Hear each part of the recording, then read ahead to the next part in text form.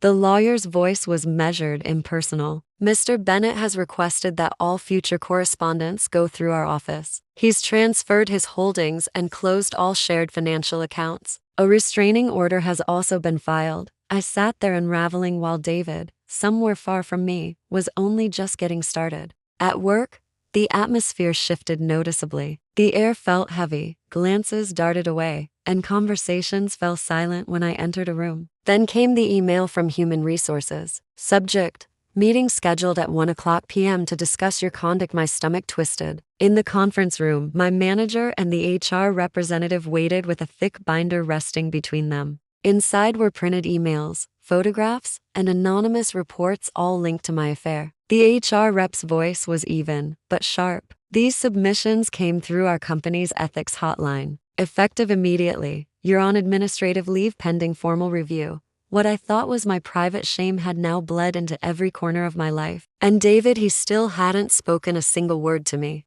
When I returned home that day, a box sat on the porch, my name written in his familiar script. I carried it inside, heart pounding. Inside, I found my wedding veil, freshly laundered, folded carefully, a small flash drive, a handwritten note. You chose that final meeting. This is mine. Do not reach out again. Hands trembling, I inserted the drive into my laptop. It contained a video, grainy but clear enough. The bistro, Nathan and me, every look, every word captured by a hidden camera. The footage ended with David silently watching from the doorway, then the screen faded to black. A final line of text appeared: you don't get closure. There was no social media explosion, no viral chaos, but the video found its way to those who mattered most in my life. My co-workers, my clients, my inner circle. David hadn't tried to publicly ruin me. He simply handed people the truth and let it speak. At the office, the review concluded with my dismissal. My email access was wiped. My ID badge was deactivated. Even my parking pass no longer worked. I had to beg a colleague to drive me home. My family's warmth turned to frost. My brother answered my call reluctantly. How could you do this, Clara? His voice trembled with disbelief. Forgetting your keys, that's a mistake. What you did was deception. And you thought no one would ever find out?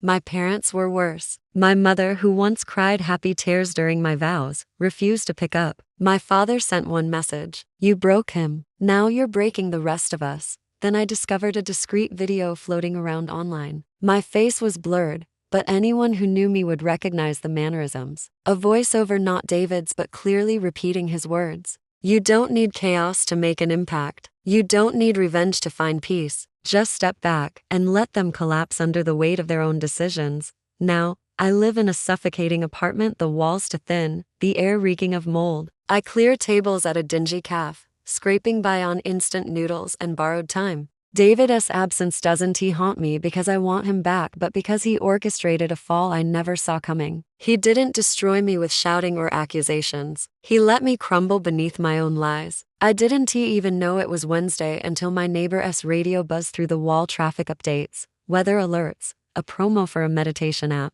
My apartment is hushed, save for the low hum of the fridge, a dull, mechanical heartbeat to my solitude. Then I stumbled upon a podcast I used to love. The guest that day, David Bennett, introduced as a strategist of calm. The host asked, "How do you handle betrayal?" David's voice was calm and deliberate, with space, with patience, with silence.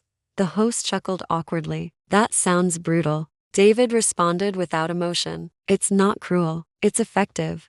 He never said my name, not once, but I felt every word cut through me like glass. He wasn't seeking revenge anymore. He was already miles ahead, living, evolving, detached. That evening, I stood in my tiny kitchen, staring at a faded photo pinned to a corkboard. It was from our wedding. David was smiling, a wide, genuine smile. He had no idea what would come. "You didn't deserve this," I whispered. My voice barely held together. I slid down the cabinet, gripping a chipped mug in both hands, and I cried, not for the life I lost but for the one I carelessly ruined. Months passed. Then a letter came. No return address, just my name on the front, written in David's hand. Inside was a single page, a quote at the top: "Some storms don't come to destroy, they come to clear your path." Beneath it, a single line in his handwriting: "I've found my way. It's time you find yours."